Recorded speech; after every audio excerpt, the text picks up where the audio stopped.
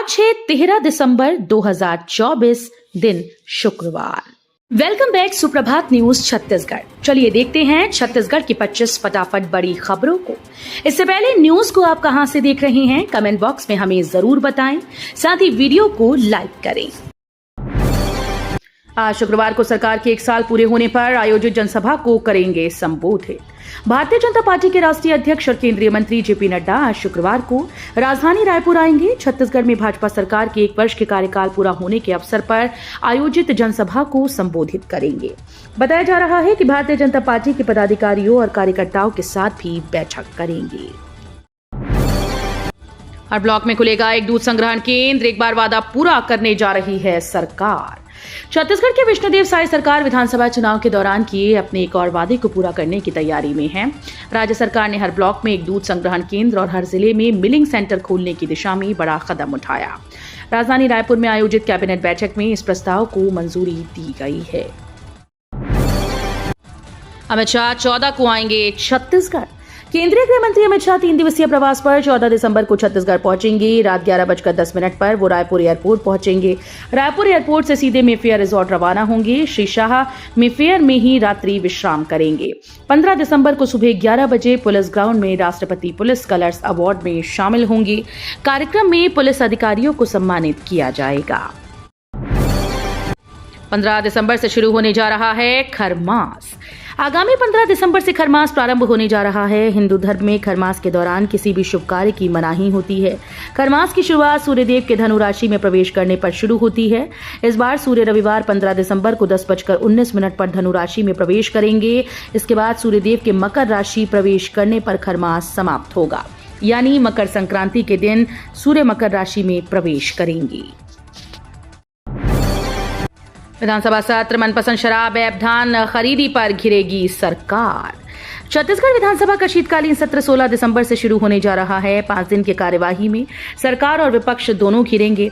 सत्र के पहले दिन से विपक्ष के तीखे तेवर देखने को मिलेंगे। लॉ एंड ऑर्डर, धान खरीदी, मनपसंद शराब ऐप, सरकारी नौकरियों में भर्ती और सरकारी योजनाओं से जुड़े कई मुद्दे उठेंगे।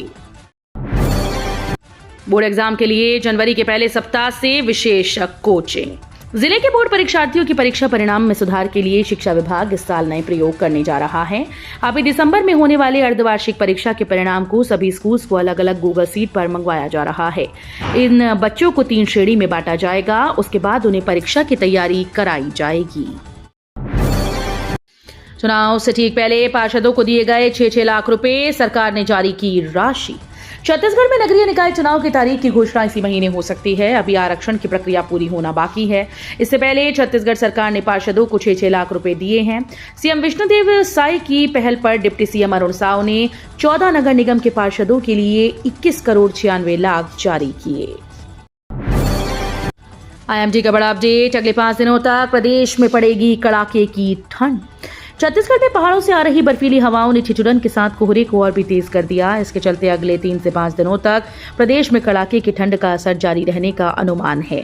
बुधवार को तापमान में 1 से 3 डिग्री तक गिरावट हो सकती है, लेकिन इसके बाद न्यूनतम तापमान में कोई बड़ा बदलाव होने की संभावना नहीं है।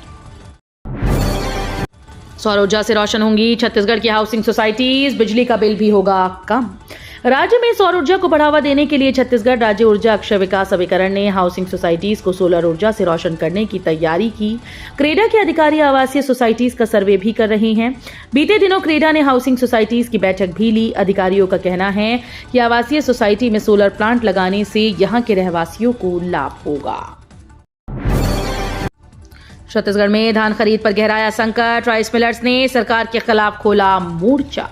छत्तीसगढ़ में धान खरीदी की प्रक्रिया पूरी तरह से ठप होने के आसार नजर आ रहे हैं। छत्तीसगढ़ राइस मिलर्स एसोसिएशन ने बकाया भुगतान और अन्य समस्याओं के समाधान की मांग को लेकर सरकार के खिलाफ असहयोग आंदोलन का ऐलान कर दिया। इस आंदोलन के चलते प्रदेश भर में धान खरीदी प्रभावित हो सकती है। प्लेसमेंट कैंप का आयोजन, 19 पदों पर होगी भर्ती। जिला रोजगार व स्वरोजगार मार्गदर्शन केंद्र आड़ावाल जगदलपुर में 19 दिसंबर 2024 को प्रातः 11 बजे से सायं 4 बजे तक प्लेसमेंट कैंप का आयोजन किया जाएगा।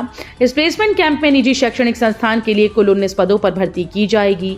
पीजीटी मैथ्स केमिस्ट्री के 2 पद, पीआरटी के 3, किचन स्टाफ के 2, कंप्यूटर ऑपरेटर के 1 पद, ड्राइवर के 5 पद, मैट के 3 पद व भृत्य के 4 पदों पर योग्य अभ्यर्थियों का चयन किया जाएगा। मुंगेली में अवैध खनन परिवहन के खिलाफ एक्शन, राजस्व विभाग ने जब्त किए 13 हाईवा। मुंगेली जिले में लंबे समय से अवैध परिवहन की सूचना लगातार प्रशासन को मिल रही थी, जो बेधड़क बिना रॉयल्टी और बगैर अनुमति के बड़ी मात्रा में रेत और गिट्टी का परिवहन कर शासन को राजस्व क्षति पहुंचा रही थी। राजस्व विभाग ने कार्रवाई करते हुए गुरुवार को 13 हाईवा जब्त किया। मामला मुंगेली के रायपुर रोड स्थित किरण फ्यूज चौक के पास का है। पुलिस भर्ती 341 पदों पर भर्ती के लिए ऑनलाइन आवेदन की प्रक्रिया फिर शुरू। छत्तीसगढ़ पुलिस में एसआई प्लाटून कमांडर की 341 पदों पर भर्ती होगी। इस भर्ती में अनुसूचित जनजाति वर्ग के पुरुष उम्मीदवारों को ऊंचाई में 5 सेंटीमीटर की छूट दी गई। अब 163 सेंटीमीटर यानी 5 फीट 4 इंच से थोड़ा अधिक हाइट वाले उम्मीदवार भी इस भर्ती के लिए आवेदन कर सकते हैं। सरकार पर प्राइवेट स्कूल्स का 300 करोड़ बकाया, एसोसिएशन ने शिक्षा विभाग को दी चेतावनी। छत्तीसगढ़ के स्कूल शिक्षा विभाग ने प्राइवेट स्कूल्स के 300 करोड़ रोक दिए, जिसे लेकर एसोसिएशन ने आंदोलन की चेतावनी दी है। दरअसल निजी स्कूल को आरटीई की प्रतिपूर्ति के 300 करोड़ पिछले 2 सालों से नहीं मिले। भुगतान के लिए अब इन स्कूल्स ने शिक्षा विभाग के खिलाफ मोर्चा खोल दिया। Chhattisgarh private school management association ने चेतावनी दी है कि भुगतान करने के साथ निजी स्कूल से जुड़ी 11 सूत्रीय मांगों को सप्ताह भर के भीतर पूरा किया जाए। बस्तर में चर्च तोड़कर हनुमान मंदिर बनाएगा आदिवासी समाज, दावा 66,000 लोगों का धर्मांतरण हुआ। छत्तीसगढ़ के बस्तर में आदिवासी समाज चर्च तोड़कर हनुमान मंदिर या देवी देवताओं की स्थापना करेगा। दावा है कि 66,000 लोगों का धर्म परिवर्तन हुआ है। सर्व आदिवासी समाज के प्रांतीय कार्यकारी अध्यक्ष राजाराम तोड़ेम ने कहा कि अब बस्तर में बने चर्च को तोड़ा जाएगा। सीएम साहब बोले, मार्च 2026 तक नक्सलवाद होगा खत्म। छत्तीसगढ़ में विष्णुदेव साय सरकार ने 1 साल का कार्यकाल पूरा कर लिया। मुख्यमंत्री ने अपने 10 मंत्रियों के साथ रायपुर के न्यू सर्किट हाउस में प्रेस कॉन्फ्रेंस की। 1 साल के कामकाज का लेखा जोखा पेश किया। प्रधानमंत्री आवास योजना, महतारी वंदन से जुड़ी किताबें और कामकाज का रिपोर्ट कार्ड जारी किया। मुक्तिधाम का होगा सौंदर्यीकरण, अंतिम संस्कार की क्रिया स्क्रीन पर देख सकेंगे लाइव। रामनगर मुक्तिधाम को वेल डेवलप्ड करने के लिए वैशाली नगर के विधायक रिकेश सेन की पहल अब सार्थक होने जा रही है। सेन उद्योगपतियों, समाजसेवी संस्थाओं के प्रमुखों के साथ चर्चा की। इस बीच बिल्डर अजय चौहान ने आगे आकर कहा कि वे अपने माता पिता के नाम पर रामनगर मुक्तिधाम को वेल डेवलप्ड कर विशेष आध्यात्मिक स्वरूप देना चाहते हैं। आंगनबाड़ी और तालाब के पास बन रही थी शराब, 180 लीटर महुआ शराब जब्त। आबकारी विभाग ने कोटा ब्लॉक के गनियारी और सुदनपारा गांव में छापेमारी कर 182 लीटर महुआ शराब और 990 किलोग्राम महुआ लहान जब्त किया। 3 स्थानों पर की गई कार्रवाई में एक आरोपित को गिरफ्तार किया गया। वहीं हर बार की तरह इस बार भी 2 मामलों में टीम को शराब मालिकों का पता नहीं चल पाया। अमित शाह के दौरे से पहले नारायणपुर में मुठभेड़, 7 नक्सली हुए ढेर। छत्तीसगढ़ के नारायणपुर जिले में सुरक्षा बलों को बड़ी सफलता मिली। जवानों ने मुठभेड़ में अब तक 7 नक्सलियों को मार गिराया। बस्तर के पुलिस महानिरीक्षक पी सुंदरराज ने बताया कि सर्च ऑपरेशन के दौरान अब तक 7 वर्दीधारी नक्सलियों के शव बरामद किए गए हैं। मुठभेड़ और सर्च ऑपरेशन जारी है। छत्तीसगढ़ में जल्द होगी नगरीय निकाय और पंचायत चुनाव की घोषणा। रायपुर दक्षिण विधानसभा सीट पर उपचुनाव के बाद अब छत्तीसगढ़ में जल्द ही नगरीय निकाय और पंचायत चुनाव की घोषणा हो सकती है। चुनाव का ऐलान कभी भी हो सकता है। इसे लेकर निर्वाचन आयोग की तरफ से पूरी तैयारी कर ली गई। सब कुछ ठीक रहा तो 21 दिसंबर या उससे पहले ही प्रदेश में आदर्श आचार संहिता लागू हो सकती है। सियासी गलियारे में इस बात की खूब चर्चा है कि प्रदेश में नगरीय निकाय और पंचायत चुनाव जनवरी और फरवरी में कराए जा सकते हैं।